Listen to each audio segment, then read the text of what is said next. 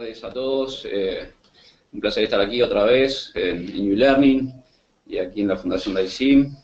Bueno, hoy vamos a conversar un poco, tratar de hacer un repaso un poquito de lo que es la paliación en la ictericia tumoral. Y cuando me plantearon, me invitó el doctor Jiménez a esta charla, a mí se me ocurrió, bueno, ¿qué hay en paliación de ictericia? Y hay básicamente tres approaches, tres tipos de procedimientos. Los que hacemos los cirujanos, los que hacen los intervencionistas, que hay cirujanos y radiólogos, y los que pueden hacer los endoscopistas. Entonces mi primera pregunta fue, bueno, cirujanos versus endoscopistas versus cirujanos versus intervencionistas. Bueno, vamos a ver en qué hay en la evidencia y qué es lo que se hace actualmente. Bueno, vamos a hacer una breve introducción y definición un poquito del tema. Vamos a ver las opciones de tratamiento y discutir un poquito y tratar de arribar a algunas conclusiones. Antes que nada, bueno, en la patología oncológica biliopancreática, no cabe duda que la única opción curativa hoy en día es la cirugía resectiva, como podemos ver en este caso, una gentileza del doctor Jiménez. Entonces, bueno, hasta aquí nos vendrían ganando los cirujanos, 1-0, intervencionistas 0 y endoscopistas 0. Vamos a ver después cómo se desarrolla el partido. Pero acá el partido se empieza a poner un poquito más difícil y tenemos estos pacientes que tienen carcinomatosis peritoneal o aquellos pacientes que tienen ascitis, que sabemos que están con invasión tumoral o progresión de su enfermedad, como así también aquellos pacientes que tienen enfermedad localmente avanzada y no son pasibles de resección quirúrgica. Para esos pacientes es importante saber que la sobrevida está relacionada al performance status y a los niveles de albúmina, más que a la extensión de la enfermedad. Eso es importante para elegir el tipo de paliación que uno le va a hacer a un paciente dependiendo justamente de este pronóstico que va a tener el paciente. ¿Cuáles son esas opciones de tratamiento? Tenemos la cirugía no radical, el bypass, la endoscopia y los tratamientos percutáneos. En cuanto a la cirugía, podemos ver este trabajo muy interesante en donde se compara los resultados en mortalidad y en morbilidad de la resección R1 versus el bypass. Entonces, podemos ver que la sobrevida es bastante similar entre el bypass y la resección, bastante similar, pero mejor para la resección R1 que para el bypass, ¿sí? Fíjense que los intervalos van para el bypass de 9 a 13 y la sobrevida para la resección R1 arranca en 14, o sea, no se solapan, por lo tanto tiene mejor sobrevida la resección R1 con una mortalidad y una morbilidad bastante similares, o sea que la resección R1 es una buena opción. En cambio, la cirugía R2, en donde dejamos tumor macroscópico, vemos que tiene versus el bypass quirúrgico, vemos que tiene una sobrevida bastante similar, pero la morbilidad y la mortalidad de la cirugía R2 es más elevada que la del bypass. Entonces, no debe hacerse cirugía dejando tumor macroscópico y sí debe hacerse, en caso de que uno se opere al paciente, una cirugía R1 podría equipararse nunca a una cirugía R0, pero tiene mejores resultados que la cirugía R2. ¿Qué pasa con el bypass como tratamiento de paliación de la ictericia? Bueno, el bypass en este trabajo muestra unos datos muy interesantes, que es comparando la laparotomía sola versus el bypass, podemos ver que la mortalidad de los pacientes es bastante similar, pero la morbilidad es muchísimo más alta, o sea que es una cirugía que no es inocua, y en un paciente que tiene poca sobrevida, lo vamos a tener en la mejor etapa del paciente cuando está paciente terminal o paciente en fin de vida, en realidad debe decirse paciente en fin de vida. Los primeros meses el paciente siempre va a ir empeorando hasta su fallecimiento. Entonces, la cirugía lo que tiene es que las complicaciones las tiene cuando aparecen y donde más morbilidad tienen, aparecen en los primeros meses del diagnóstico, y hace que el paciente, si tiene una complicación, pierda esos mejores días internado en el hospital. Es por eso que los procedimientos minoinvasivos fueron ganando terreno en la paliación, como así lo demuestra este trabajo, donde se compara el uso de las técnicas mini-invasivas versus el bypass biliar desde el 1994 en adelante. Ahí hay un pequeño delay en las diapositivas. Bueno, esta diapositiva que está tomada del relato del profesor Mariano Jiménez, el relato que hizo en el Congreso Argentino de Cirugía unos años atrás, en donde compara la mortalidad, la morbilidad y la recurrencia de la ictericia entre los diferentes métodos que existen en nuestro arsenal para tratar la ictericia tumoral. Como vemos, la colecistoyeyuno-anastomosis y la coledocuodeno tienen cifras de mortalidad y morbilidad y recurrencia de la ictericia altas, por lo cual ya han sido dejados de lado hace varios años atrás. El stent plástico, como vemos, tiene una mortalidad y una morbilidad aceptable, pero la recurrencia de la ictericia es muy alta, por lo cual no nos sirve, porque al paciente que lo vamos a tratar y lo vamos a paliar, que no lo vamos a curar, la paliación debe ofrecer la menor cantidad de intervenciones posibles hasta el fallecimiento del paciente, para darle una mejor calidad de vida. Y si cada 3 meses o cada 1 mes y medio tenemos que andar internando al paciente para hacerle un recambio del stent plástico, esa no es una buena paliación. Entonces, la pelea queda ahí entre la hepático-yeyuno-anastomosis y el stent metálico. Y como vemos, los dos tienen cifras bastante similares, pero la hepático-yeyuno-anastomosis tiene mayor morbilidad y un poquito menos de recurrencia de la ictericia. Entonces, bueno, alguno podría plantear y decir, bueno, hagamos más hepático-yeyuno y mejoremos la hepático-yeyuno. Bueno, la morbilidad de la hepático-yeyuno es inherente al procedimiento, ¿no? O sea, uno puede mejorar el cirujano, la técnica, pero esto es en manos expertas, las comparaciones de los dos. Entonces, lo que deberíamos lograr es mejorar los stent, mejorar la permeabilidad de los stent. Y eso vamos a ver más adelante en la charla, que hay mucho en esta línea de investigación y el futuro de la paliación va a ser completamente eso, actualmente hoy, por vía mínimamente invasiva. Y tenemos la vía mínimamente invasiva, tenemos la vía endoscópica o ecoendoscópica y los procedimientos percutáneos. El drenaje endoscópico de la vía biliar se realiza justamente por endoscopía, se canula la papila y se pasa un alambre guía por encima de la obstrucción y se coloca un stent biliar que en la paliación debe ser metálico y no debe utilizarse, o no debería utilizarse el stent plástico, por lo que comentamos previamente, en relación a la cantidad de procedimientos de la obstrucción temprana que tienen los stent plásticos. Bueno, la endoscopía, como vemos, tiene una ventaja, es que no tiene menor porcentaje de complicaciones hemorrágicas, menor morbimortalidad asociada a la colocación de los stent, y se puede hacer en un procedimiento, o la mayoría de las veces se hace en un procedimiento, a diferencia de los procedimientos percutáneos, en donde habitualmente se requiere primero hacer un drenaje biliar y posteriormente hacer la colocación del stent. Pero tampoco es despreciable la morbilidad y la mortalidad asociada, así que bueno, hasta ahora digamos que los cirujanos y los endoscopistas nos van ganando a los intervencionistas uno a uno, ellos empatados y nosotros vamos perdiendo. Pero bueno, vamos a dejar lo mejor para el final. Y como les contaba, la CPRD se asocia a complicaciones, esto descrito mismo por endoscopistas, a pancreatitis, hemorragia, colangitis, perforación duodenal, que va entre el 5 y un 11%, y una mortalidad que ronda entre el 0,5 y un 1%. Entonces, cuando empecé a ver esto, yo me empecé a preguntar y digo, bueno, ¿por qué siempre decimos que los tumores bajos deben ser drenados por endoscopía y paliados por endoscopía con colocación de stent por vía endoscópica y no por vía percutánea?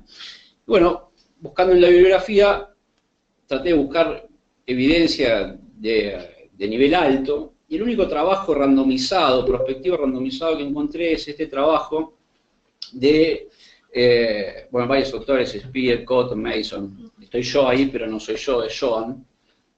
Soy parecido, debe ser algún pariente lejano.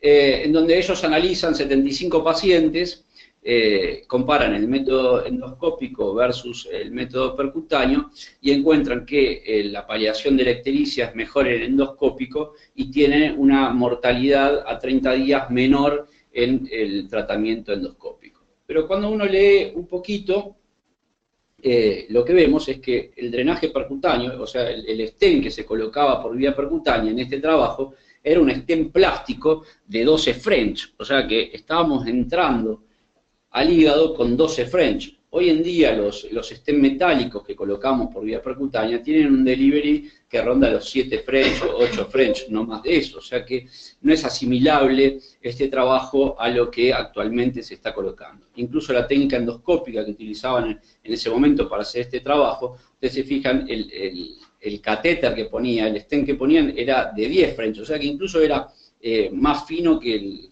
el que ponían por vía percutánea, o sea que no eran realmente comparables las dos técnicas. En este otro trabajo que compara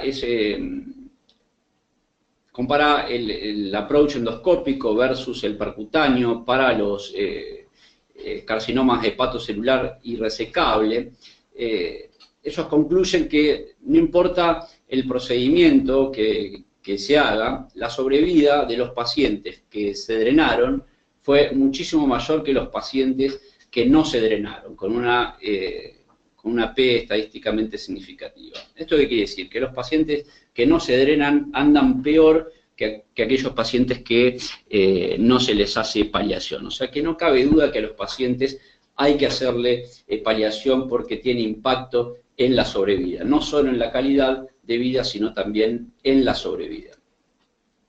En este otro trabajo, en donde hablan, digamos, es una revisión del estatus de la paliación de la ictericia obstructiva, ellos concluyen que la ERCP es sin duda el procedimiento preferido, ya que es más seguro y con pocas contraindicaciones.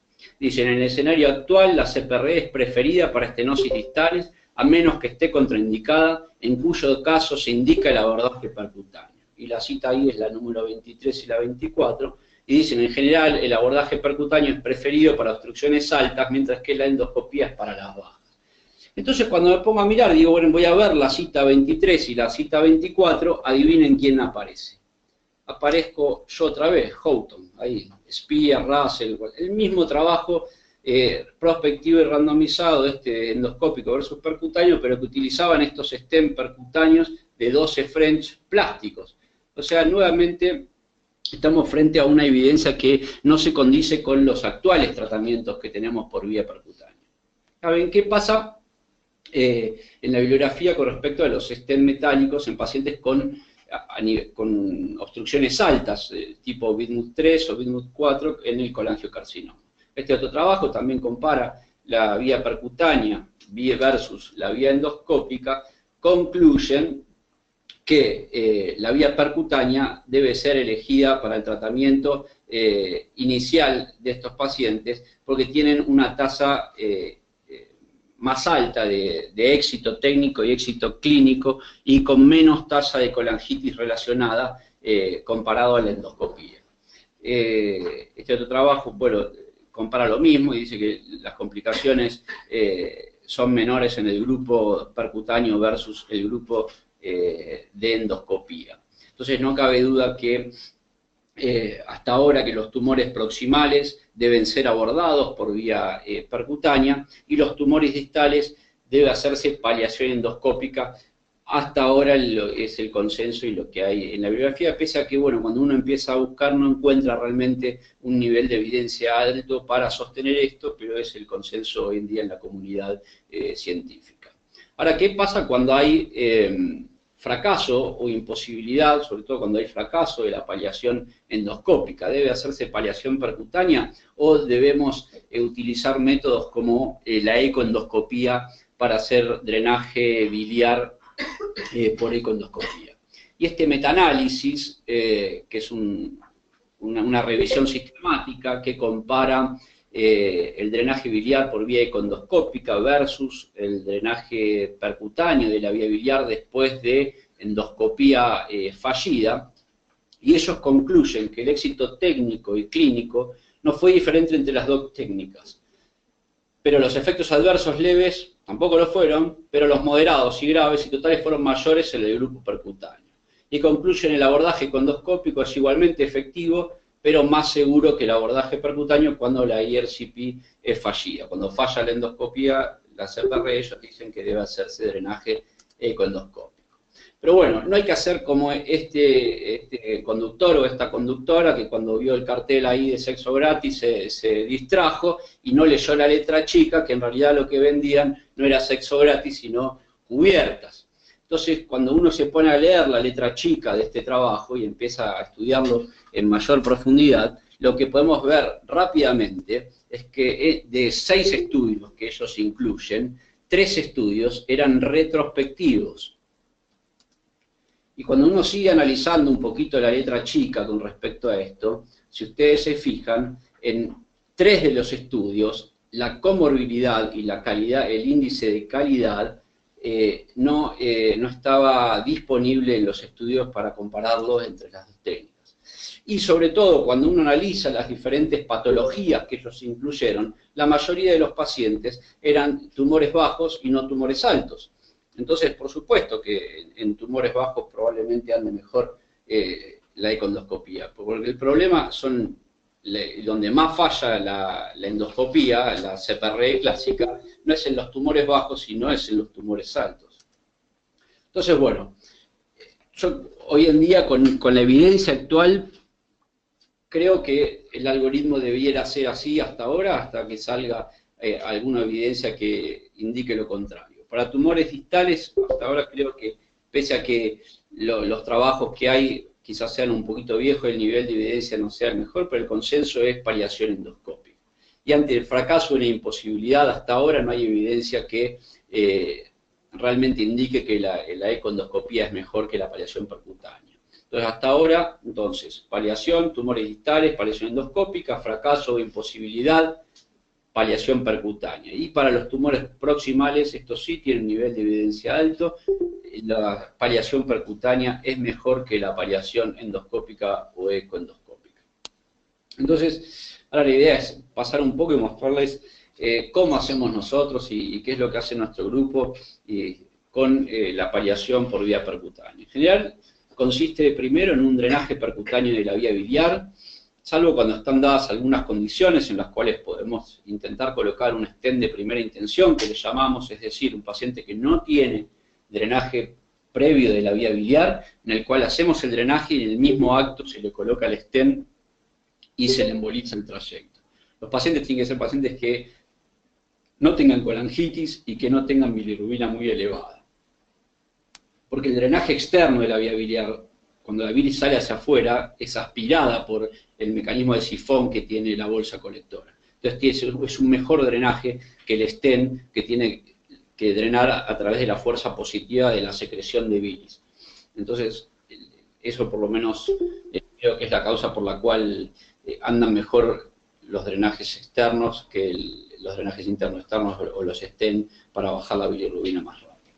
Pero bueno, si esas condiciones no están dadas, por supuesto hay que contar con los stent adecuados como para hacer una paliación de primera intención, sino lo que habitualmente hacemos en la mayoría de los casos es primero hacer un drenaje percutáneo de la vía biliar y una vez drenada la vía biliar, como vemos en este video, gentileza del doctor Jiménez, lo que hacemos es pasar un alambre por el catéter, retirar el catéter y sobre el alambre colocar el delivery del stent y luego liberarlo dejando la paliación. Entonces, bueno, ahora ya más avanzado el partido, les empatamos a los endoscopistas y a los cirujanos. Bueno, el stent metánico biliar, que es la manera en que hacemos la paliación de la ictericia tumoral en estos pacientes por vía percutánea, puede tener diferentes formas o varias maneras de colocar los stents.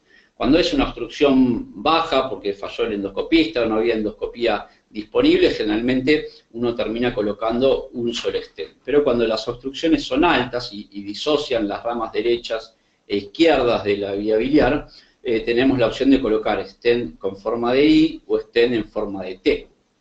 El stent en forma de I tiene la desventaja de que necesitamos dos accesos a la vía biliar, un acceso derecho y un acceso izquierdo. En cambio, el stent en T se pone desde el mismo acceso, se pasa un alambre hacia el lado contralateral y un alambre hacia distal y se colocan los stent en T, o sea que se entra desde un solo acceso.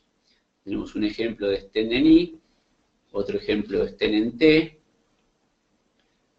atípico, formas varias, sobre todo cuando hay obstrucción a nivel de las ramas sectoriales de los segmentos del lado derecho, uno tiene que poner más de un stent, como en este caso, donde ven dos stents, uno en el sector anterior, otro en el sector posterior derecho y otro que va hacia la vía biliar izquierda. Y también tenemos los stents en forma de lirio o en florero. Esto es como se coloca un stent simple, transpapilar, en una obstrucción baja. Fíjense el detalle que tiene que quedar el borde superior del stent, tiene que quedar lo más cerca del carrefour sin invadirlo, por así decirlo, cosa que la bilis fluya por dentro del orificio proximal y no a través de la malla, porque eso puede ser factor para que se genere barro biliar y termine obstruyendo el stent. Diferentes formas atípicas, fíjense, estos son 3 stents, todos colocados desde el acceso izquierdo, entonces se pasa un alambre hacia el sector anterior y el sector posterior derecho y otro hacia distal, en este caso suprapapilar. Cuando hay buen margen, buena distancia entre la papila y el extremo distal del tumor, uno puede dejar un stent suprapapilar, evitando las complicaciones relacionadas con los stents transpapilares como la pancreatitis. Esta es una técnica que desarrolló el doctor Jiménez, es muy interesante.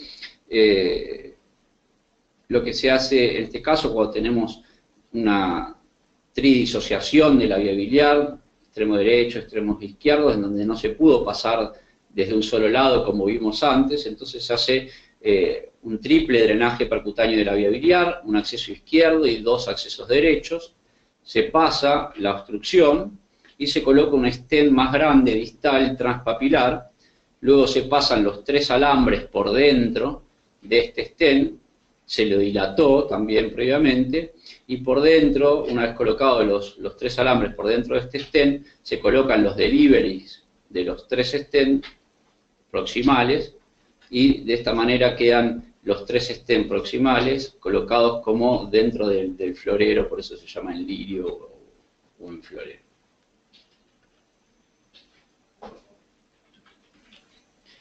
Bien, y a veces pasa que uno le puso stent al paciente y uno se obstruye y le hace el redrenaje percutáneo de la vía biliar y trata de pasar la obstrucción, pero a veces no es factible.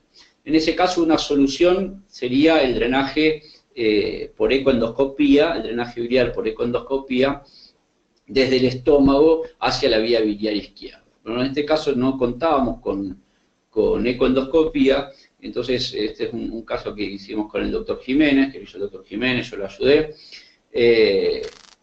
Tuve el honor de ayudarlo, la verdad que es fantástico verlo trabajar, y muy interesante lo que se le ocurrió a él, es hacer una derivación biliar desde el hepático izquierdo hacia el estómago, lo mismo que se hace por ecoendoscopía, pero hecho por vía percutánea. Bueno, ahora vamos a comparar un poquito con la bibliografía los diferentes métodos de lo que estuvimos charlando hasta recién. Este trabajo es un metaanálisis que compara el stent plástico versus el stent metálico, y como vemos acá, todo es a favor del stent metálico. ¿Sí? El stent plástico no debe utilizarse como paliación, es una mala paliación. Este trabajo compara el costo entre el stent metálico y el bypass quirúrgico, porque claro, siempre los cirujanos nos dicen que no, que el stent es más caro y defienden la cirugía diciendo que es más caro. Pero este trabajo claramente demostró que el costo total hasta la muerte del paciente es casi la mitad, con una P estadísticamente significativa, es casi la mitad que el bypass quirúrgico. ¿Y esto por qué? porque la cirugía tiene más complicaciones y complicaciones más severas que las complicaciones que tenemos con la colocación de los stents biliares. Esto es las diferentes series comparadas de la permeabilidad que tienen los stents, la serie del Dr. Jiménez, con una permeabilidad del 63%, más o menos la permeabilidad de los stents a los 6 meses ronda entre el 60% aproximadamente y menos del 50% a los 12 meses.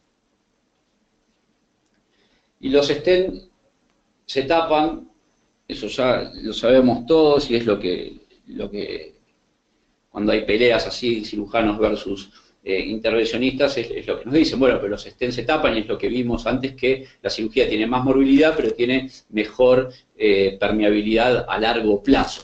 Bueno, ¿por qué? Porque los stents se tapan por crecimiento del tumor por dentro de la malla del stent, crecimiento del tumor por arriba o por debajo del extremo proximal y distal del stent. Se pueden impactar por impactación de comida cuando son colocados transpapilarmente y por hiperplasia mucosa debido a reacción inflamatoria crónica a la malla del stent.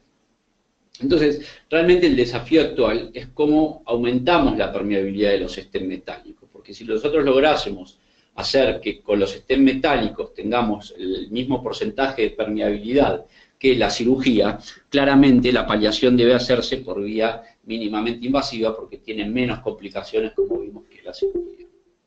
Entonces, una opción es hacerlos los stents recubiertos, porque de esa manera, hacerlos recubiertos, el tumor no puede crecer a través de la malla del stent. Pero ¿qué pasa? Cuando los hacemos recubiertos aparecen algunas complicaciones relacionadas a los stents recubiertos, como ser más porcentaje de migración, más porcentaje de colecistitis y más porcentaje de pancreatitis por obstrucción de los conductos cístico y pancreático respectivamente, y más migración porque al estar recubierto el stent se adhiere menos al tumor y tiende a migrar más que los stents no recubiertos. Pero bueno, entonces como migran, dijeron, bueno, vamos a modificar los stents y hacer algún sistema antimigración. Entonces, bueno, hay varios diseños, varios trabajos en donde hacen modificaciones a los stents, a la forma de los stents para tratar de que migren menos, le ponen como unos ganchos también para que no migren, pero la realidad es que hasta ahora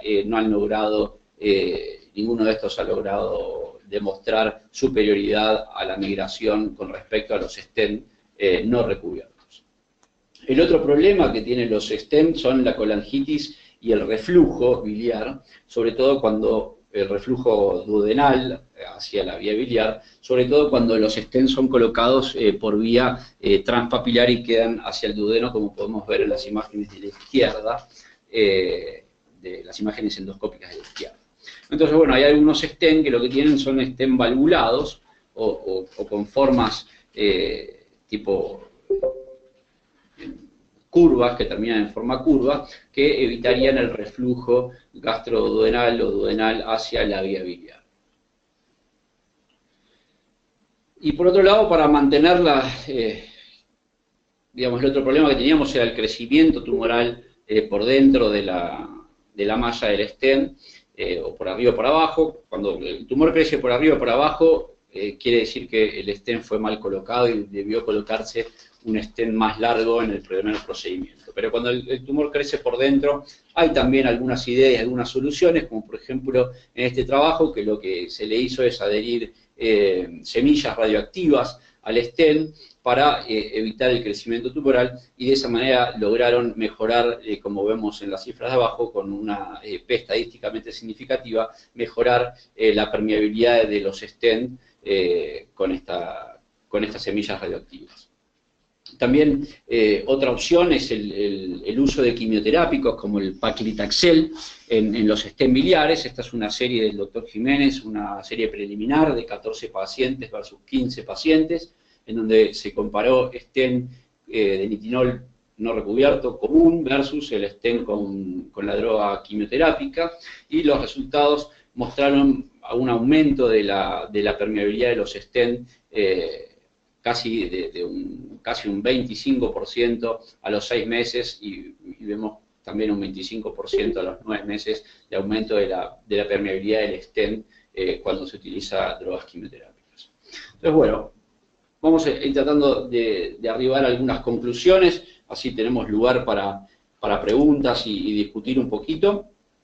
Entonces, hasta ahora lo que vimos es que las obstrucciones bajas deben ser drenadas o paliadas por vía endoscópica, salvo cuando no están disponibles o cuando fracasa la endoscopía. En las obstrucciones altas, hasta ahora la evidencia y el consenso es que deben ser paliados por vía percutánea, y como lo que dijimos, fracaso endoscópico también la vía percutánea, y hacen falta más estudios prospectivos y multicéntricos randomizados que comparen las nuevas terapéuticas, sobre todo para cuando hay fracaso de la endoscopía, es decir, el drenaje y la paliación ecoendoscópica.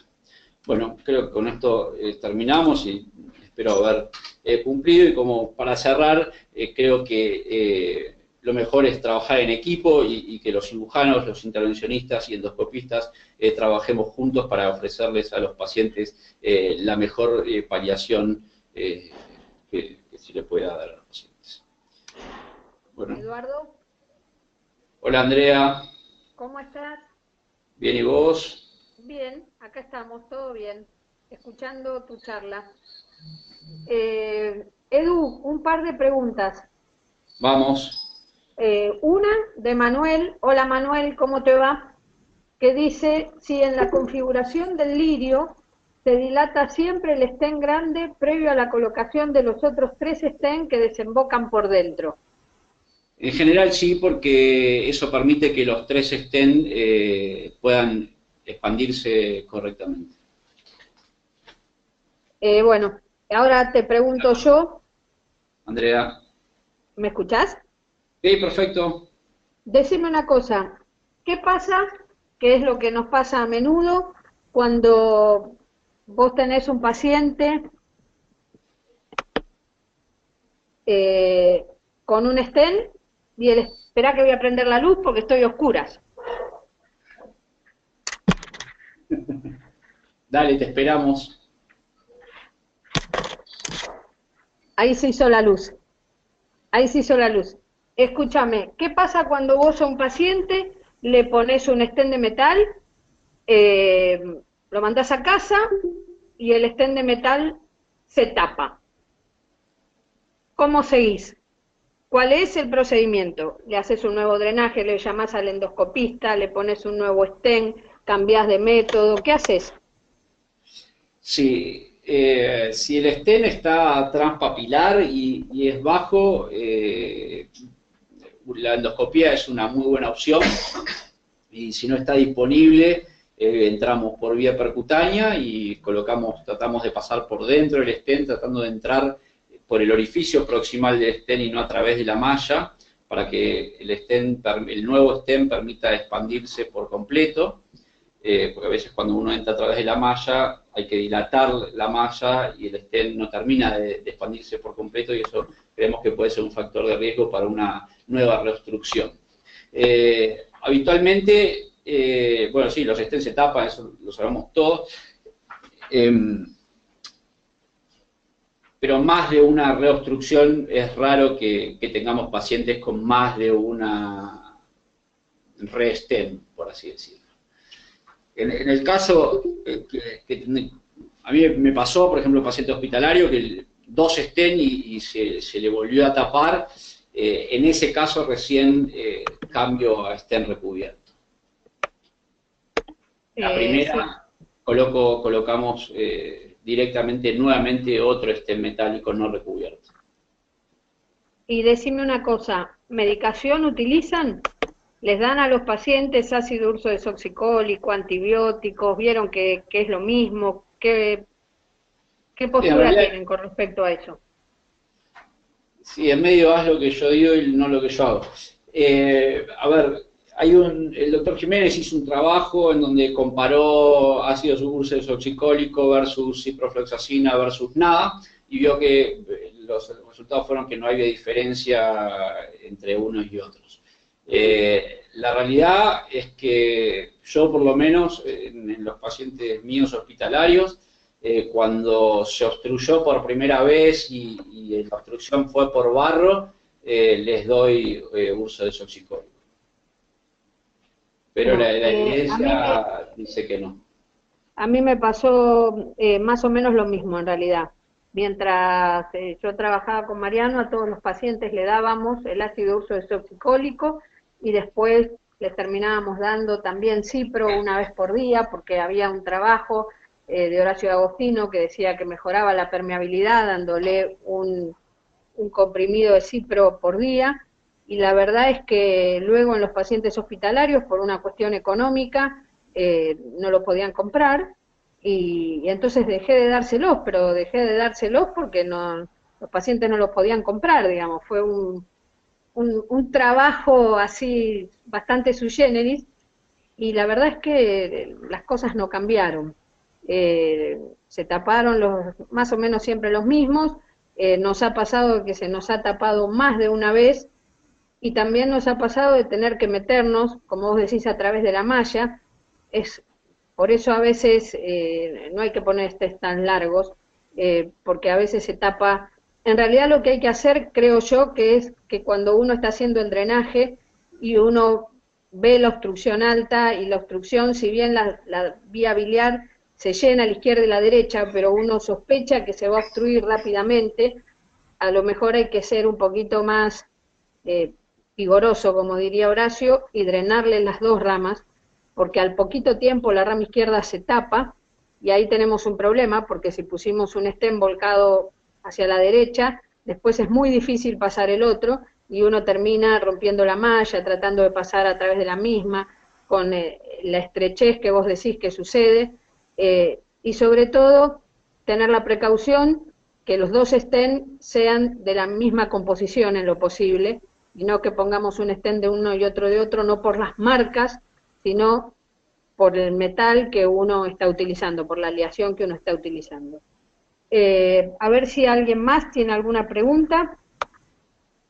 Sí, totalmente de acuerdo, Andrea, con vos. De hecho, nosotros cuando la obstrucción llega prácticamente al Carrefour, pero no la llega a comprometer, o sea, no disocia las ramas, o sea, hay pasaje de derecha a izquierda, pero vemos que la obstrucción está llegando al Carrefour, digamos que nosotros preferimos colocar dos stent, aunque no estén disociadas las ramas, porque tal cual como vos decís, tarde o temprano se termina obstruyendo y vos pusiste el stent hacia un lado, entonces te termina disociando y después tenés que pasar a través de la malla del stent, y eso realmente ya técnicamente es más dificultoso y predispone, creo yo, predispone a reobstrucciones, porque el stent que uno pone a través de la malla nunca llega al mismo diámetro que el stent que no se pasa a través de una malla. Y además no es fácil. Además no es fácil pasar el delivery del stent a través de la malla del otro. No, y ese más tarde, más temprano, es en general más temprano que tarde, porque si bien no se divorcian, el paciente rápidamente empieza con fiebre ictericia y uno dice, listo, se tapó el izquierdo. Y ahí es donde empieza el problema. Otra pregunta que te quiero hacer es, ¿estén transpapilares o no? Bueno, hay estamos trabajando justamente en eso, estamos ahora tratando de empezar un protocolo prospectivo y randomizado de stent transpapilar versus suprapapilar en las obstrucciones altas. Hay un trabajo retrospectivo que mostró menor porcentaje de complicaciones, sobre todo pancreatitis y colangitis, en los stent suprapapilares versus los transpapilares. O sea, los transpapilares tienen más pancreatitis y más colangitis ascendente, pero los transpapilares uno tiene que tener, los suprapapilares, perdón, tiene que tener, digamos, el detalle técnico de que no quede angulado con la vía biliar. Si el ángulo del extremo distal de la obstrucción y donde va a quedar el stent con la vía biliar es muy agudo, eso hace que fracase el drenaje de la bilis hacia la vía biliar distal y hace que fracase el stent suprapapilar. Ese es el único detalle que en otro trabajo también decían sobre los stent suprapapilares. Pero la realidad es que no hay prospectivos randomizados comparando los dos. Yo creo que es mejor, pero esto es una opinión personal, creo que es mejor el suprapapilar, cuando se puede. A ver, está claro que si la obstrucción está arriba y la papila funciona correctamente, uno no tendría por qué alterar el mecanismo fisiológico de la papila. Solo que, como vos decís, si uno no lo pone en la posición correcta, lo altera mecánicamente, digamos. Es uno el que está alterando el mecanismo de la papila. Y durante años poníamos estén largos, porque pasaran por la papila y demás. De hecho, yo trabajé durante mucho tiempo con un radiólogo que se había formado en España, con el doctor Rostaño, y él me decía, ¿por qué? Si todos los stents van arriba de la papila, si la extrusión es alta, y ellos sostenían que los stents debían ser cortos, digamos, con tapar un poquito por arriba, un poquito por abajo la estenosis, era suficiente, que no había que poner stents largos en obstrucciones cortas, porque no tenía ningún sentido. Me parece que está bueno que se pueda hacer un trabajo y que podamos ver en realidad qué es lo que sucede.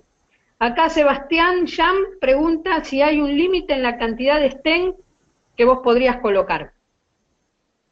No, en realidad no. A ver, yo tengo una paciente en un hospital que tiene colocados 2, 4, 5, 6 stents colocados. Bueno, que tenga cuidado la señora que no la roben. 4 en T no recubiertos y 2 más en T también recubiertos. Yo creo que la limitación que tenemos hoy es lo que vale el stent. Sí, tal cual. Esa es sí, la única limitante creo que es la obra social, si te los autoriza, digamos, por el costo. Tal cual. Pero volviendo a un tópico más del tema anterior de los suprapapilares, hay que tener en cuenta que tiene que haber una distancia mínima a la papila entre la estenosis, o sea, el extremo distal del tumor, y la papila para poderlos colocar, porque uno no puede dejarlos muy cerca de la papila porque produce irritación y dolor para el paciente. O es transpapilar o tiene que estar por lo menos 1 o 2 centímetros por encima de la papila cuando uno lo va a colocar transpapilar. Bueno, y en cuanto a la cantidad de stent, esto que decíamos, hoy en nuestro país tiene que ver también con eso, y ahora a lo mejor lo que uno se plantea es si uno necesita tantos stent, si uno necesita cambiar no cambiar, sino que poner uno dentro del otro, porque tenemos claro que no lo sacamos, sino que ponemos uno por dentro del otro y uno por dentro del otro. ¿Ese era el procedimiento adecuado? Vamos, si uno piensa que la mejor paliación es la que más dura a largo plazo, la que menos morbilidad tiene y la que mejores resultados tiene con la menor cantidad de procedimientos, es la mejor paliación tener que poner un stent, poner otro en pocos meses. Bueno, sin duda, es excelente, la verdad que es excelente la pregunta. Cuando uno hace los números, o sea, cuando uno compara cirugía versus stent, es en la macro, en lo global, en la cantidad de números, en lo global de los pacientes, la mayoría de los pacientes, el 60% están permeables, a los 6 meses están permeables. La mayoría de los pacientes al año, generalmente es raro que lleguen. Bueno, ahora con las drogas nuevas y demás se está estirando un poquito más esto, y sin duda hay que mejorar la permeabilidad de los stents. Y sí, tenés casos en donde los stents a veces tenés muchas reobstrucciones. Hay factores de riesgo para obstrucción y quizás eso debiera mejorarse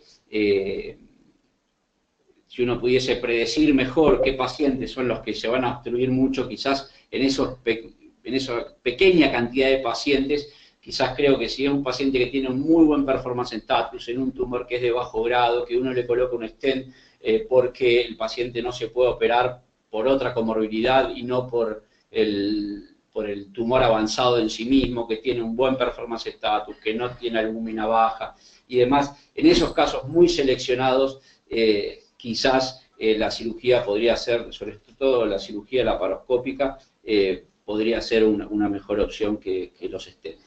Y en base a eso también estamos tratando, ya ahora estamos llevando a cabo un estudio de riesgo, de factor de riesgo, para obstrucción temprana de los stent, para tratar de identificar esos pacientes y ver qué se puede mejorar para que tengan mejor permeabilidad y sobrevida, sobre todo mayor permeabilidad a largo plazo. Yo creo que cuando todos empezamos, yo que soy bastante más vieja que ustedes, cuando empezamos a estudiar y empezamos a ver los tumores biliares, los diferentes tipos, había cosas que no estaban descritas, y que en realidad no es que no estaban descritas, sino que los pacientes se morían antes.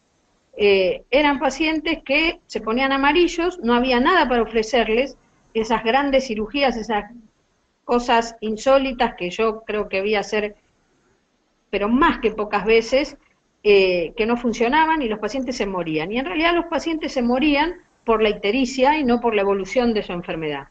Y ahora lo que está pasando es que tenemos métodos de diagnóstico muy avanzados, con mucha resolución, pacientes que consultan tempranamente, enfermedades que se detectan precozmente, que se pueden detectar precozmente, y que todos los procedimientos de tratamiento, de paliación o los que fuere, dan muy buenos resultados. Entonces los pacientes tienen más sobrevida, y al tener más sobrevida empiezan a aparecer cosas que nosotros desconocíamos.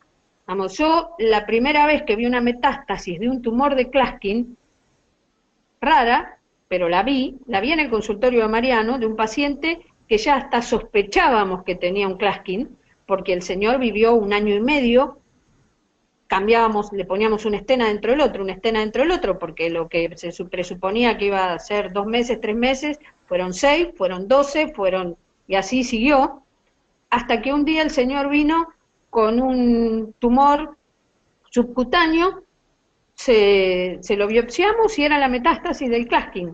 Y en realidad no es que no los hacen, sino que los pacientes se mueren antes, porque la clínica y la ictericia y demás causa estragos y el paciente muere antes de tener la evolución clásica. Entonces a lo mejor ahora lo que está cambiando es que con todo esto que tenemos, con los stent, con las drogas, con los stent recubiertos, con los stent con droga, estamos prolongando la sobrevida y estamos viendo, digamos, tenemos que ir a la par de una biología de la enfermedad que a lo mejor todavía desconocemos. Y a lo mejor tiene que ver con eso, ¿no? El tema de empezar a elegir cuál es la paliación correcta para la enfermedad crónicamente evolutiva, porque lo que dice Mariano y lo que dijiste vos es así, es tratar de cronificar algo, llevarlo para adelante todo lo que se pueda. Bueno, yo ya hablé demasiado, no sé si alguien más quiere hacer alguna pregunta. Justamente hoy Andrea, en el desayuno de trabajo con el doctor Jiménez, justamente charlábamos de eso, y él dijo, justo hoy, ¿no? En la mañana, dijo que la única metástasis que vio en el trayecto del drenaje biliar fue justamente ese paciente. Nosotros, el señor venía, tenía una fábrica de baterías, lo recuerdo perfectamente, y él venía y estaba fantástico, y seguía viniendo y se ponía amarillo y le cambiábamos el stent, y cada vez que venía y nos mirábamos y decíamos, bueno, este señor no tiene un Klatskin, y nosotros, no sé, ahora tenemos las complicaciones del stent, hasta que un día vino con eso. Y le hicimos la biopsia en el consultorio con una aguja 58 y nos dio positivo. Fue, sí, creo que la única años, pero bueno, lo dijo hoy, así que se ve que sí, es así. Quedamos los dos con eso. Justo comentábamos eso. Exactamente. Bueno, no sé si hay más preguntas. Vos, Edu, algo que quieras agregar, alguno de los chicos que te acompaña que quiera decir algo. Los puse en un aprieto a todos. No, acá parece que... No. ¿No quieren cámara? Yo no, a ver, no tengo yo la cámara, no. No, está allá. Si quieren aparecer en cámara, saluden. No. Bueno, un saludo para mi mamá, seguro por ahí. Está muy bien. Yo no sabía, lo que me llamó, sería bueno que averiguáramos quién es el familiar tuyo que está en los en los trabajos. ¿Viste? Averiguémoslo. Ando apareciendo. Averiguémoslo. Andreakius no hay ninguno. Andreakius no hay ninguno. Pero Houghton sí. Así yo no me quedaría sin saber quién es. A lo mejor es alguien, a lo mejor es un primo, alguien conocido. Bueno, más allá de los chistes, no tenemos mucho más para agregar con la charla, salvo que haya alguien que quiera hacer alguna pregunta. Una cosita más que sí les quiero decir, que lo dijo el otro día el doctor Zagalski en su charla de endoscopía, que si él tuviera que elegir, el stent no usaría stent plástico, sino que directamente usaría stent de metal. Digamos, que el tema de hacer un drenaje percutáneo, así como ya no va más el drenaje nasobiliar, tampoco uno debiera poner stent de plástico endoscópicos, sino poner directamente stent de metal endoscópicos. No es lo que vemos habitualmente, no es lo que vemos en la práctica, porque no es el mismo valor, obviamente, pero bueno, me parece que es lo que debiera suceder. Último aviso, y es que la semana que viene vamos a tener el Ateneo.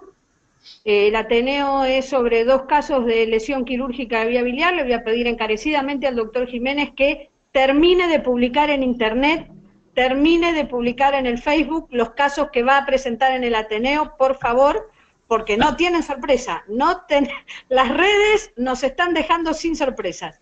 Les toca a ustedes, Fundación Daisim, el Ateneo de la semana que viene. Los esperamos a todos a las 6 de la tarde del martes próximo. ¿Algo, Eduardo, que quieras decir? No, muchas gracias a todos por estar y los esperamos pronto y nos vemos la próxima. Dale, nos estamos viendo la semana que viene. Chau a todos. Chau, chau. Hasta luego. Chau.